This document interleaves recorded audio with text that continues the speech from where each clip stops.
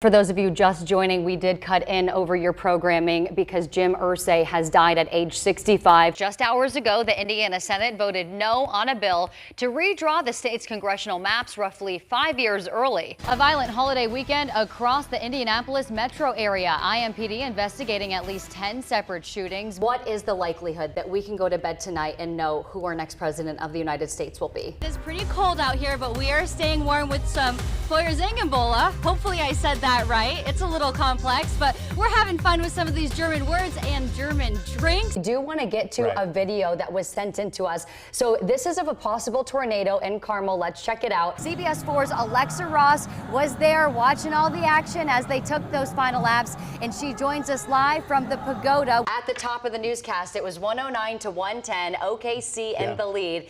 And we sealed the deal in Game 1 in Oklahoma City on Thunder Turf. Just the ticket fees alone are $700. That's not including the cost of the resale tickets. Where you are planted and where you grow can be two different things, and both can shape who you become. You can see on your screen a mangled trailer behind that bicycle that lay flat in front of all of those flashing lights. We do know the infant died. The National Weather Service confirming it was an EF2 tornado that touched down there last night. An EF1 tornado damaged Carmel, and a third tornado, an EF0, was confirmed in Lawrence County. We're showing OKC. We are a fourth quarter team. We can get it done when it comes down to it. Have you guys ever heard of caviar at the Indy 500? Because now you have. We are finally beginning to fine-tune that race day forecast. How are things looking? Bob, I have a little bit of breaking news for you. Doug Bowles, IndyCar president and IMS president, just took the stage here at Carb Day to say this is the largest Carb Day crowd IMS has ever seen. Talked a lot about the potential for flooding because of all of that rainfall that we saw yesterday. And Ethan, we've got more headed our way over the next several days. Demand for tickets has been so high that we have this family from Fishers. Come on over here, you guys. He says, please make a dad a hero. They need 2 tickets. Can we just show off his outfit real quick? I feel a little like Joan Rivers asking you what you're wearing. What I'm wearing? Look, I got to really. Dead. She so is make dead. Melissa Rivers. I'll take her daughter Melissa. Yeah, Russ just joined us from the scene where an officer was shot 3 times this afternoon. That officer, we have learned, according to Metro Police, had been following a car that was stolen. He had stalked that car in the parking lot, ended up getting the driver, we're told, outside of the vehicle onto the ground, and that is when 3 other suspects in the vehicle left, one of whom is still at large. IMPD Chief Chris Bailey saying at this time he does not believe that suspect is a threat to the community, but law enforcement is working hard to try to get that person into custody. We are also told the officer who had been shot 3 times did fire back as they were being fired upon and did hit one of the suspects who is in the hospital at this time with critical injuries. So to recap, 3 out of 4 suspects are in custody, one of whom is at the hospital, 1 still at large, making for a total of 4 suspects. Now, worth noting, Russ briefly mentioned it, right after that officer was shot, he rendered aid to himself, applying a tourniquet, and 2 community members came up on that officer and also started helping after he had yelled for help. Police Chief Chris Bailey asking those 2 civilians to come forward so that he can recognize them for their help with this officer who had been down. Chris Bailey, Chief, also saying tonight, thank you to my officers who still have to go out on the street after knowing that one of their brothers in blue has been shot. The FOP also speaking today during a press conference that we brought you at the top of the show, saying that evil did not win today, evil will not win overall, and our officer is here today to tell of it.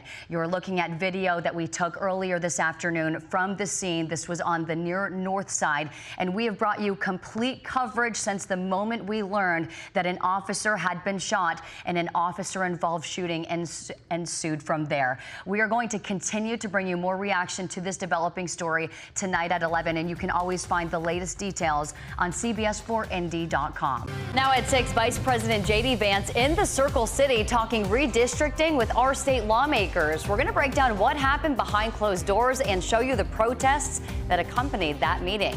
Plus, an explosion at a Noblesville water treatment plant. You're going to hear what fire investigators think caused it, and Indiana American Water's message to you customers.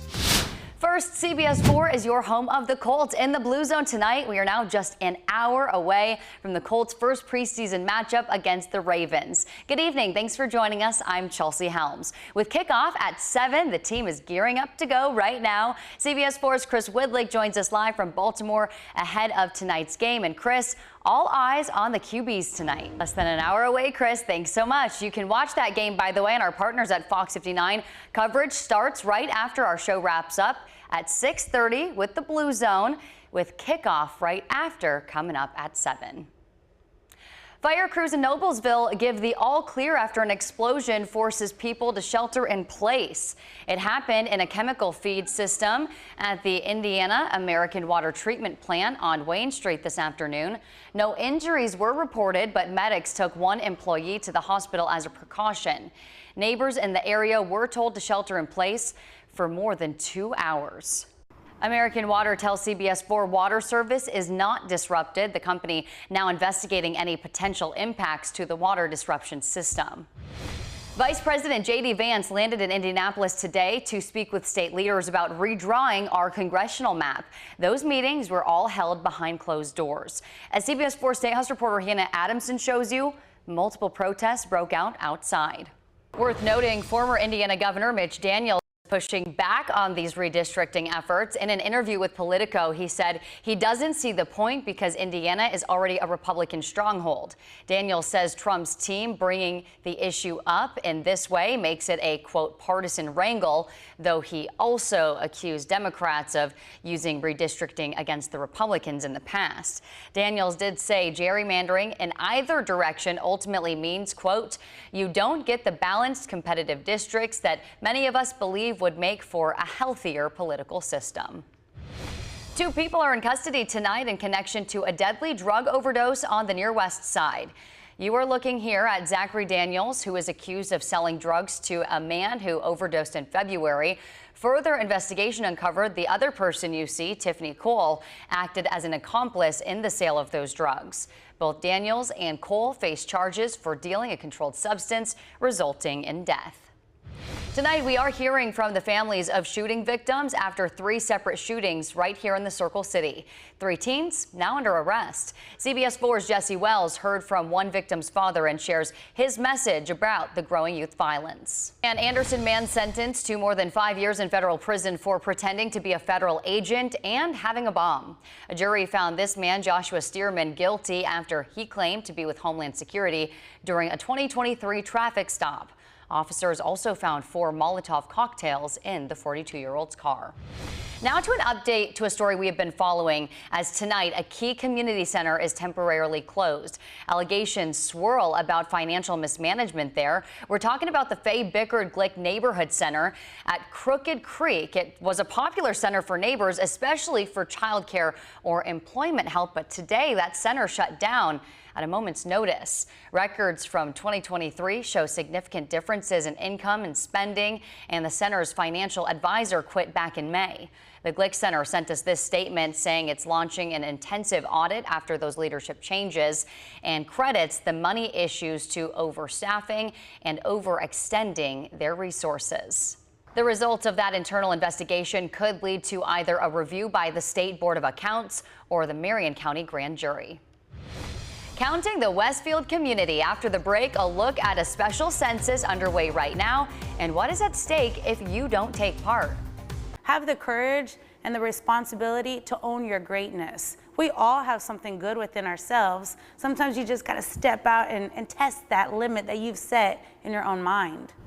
So well said. A Central Indiana boxer proving women belong at the center of the boxing world, not just in the ring, but behind the scenes too.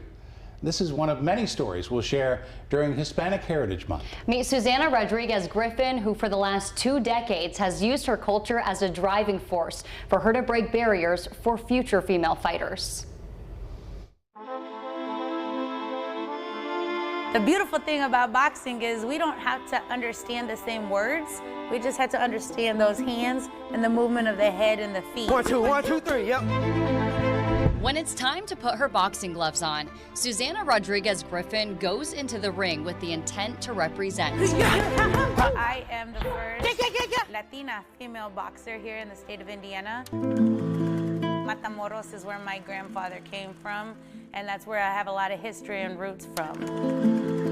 That history represented by this sombrero and cotton plant. 2 and 3, 2. They hang just above her training ring at the gym she owns in Northwest Indianapolis, SRG Boxing and Training. Do it again. Shoot, shoot, shoot. Yeah. Susanna began boxing in the early 2000s as a way to learn to defend herself.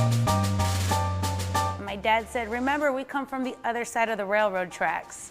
What do you mean by that? We're different. We have ganas. We've got guts. And so he said, go out there and do everything you got. Put it in the ring. Those wise words from her father came before her very first fight, and she's held on to that mindset, becoming a decorated fighter. This is the belt I want to fight for. She has 6 national belts and plans to add to her collection now as a professional boxer. Though her rise to the pro level hasn't been easy. With all my accolades that I had accomplished as an amateur fighter, it still wasn't enough. When I wanted to become pro, I'd knock on the doors and nobody would open up. We've got 3 amateur shows opening up that card. That's why in January, she created La Jefa Promotions. La Jefa means the female boss. Its focus is to build not just professional fighters, but more specifically, female boxers. Just having representation is a huge factor in this. She actually lives what she does. You know, she walks the walk. You know, she doesn't just talk it, she actually lives it. 1, 3, 5, 2. Her husband ready to cheer her on ringside. 2, last one. You know, she's a great fighter. When La Jefa Promotions hosts its 2nd professional boxing show in downtown Indianapolis, September 21st. As far as being a Latina, a lot of times we are assumed to just be a card girl, right? Or to be the behind the scenes worker. Not necessarily to have the hands and the head, the hat, to hold some of those management and those lead roles. But she's able to do it all. She's Latina, a pro boxer, a mother of 2, a coach, a business owner, promoter, an official referee and judge for USA Boxing in Indiana, and an advocate for future female fighters. And as long as there are barriers for her to knock out, The persistency that she has, you know, to go around these barriers or go under, go through them, is something that's non-stopping for her. you'll see Susanna laced up, ready to take on the fight. I'm excited for what's next. Yeah. What's next? I don't know. I know September 21st I'm gonna win, and after that we see what comes in.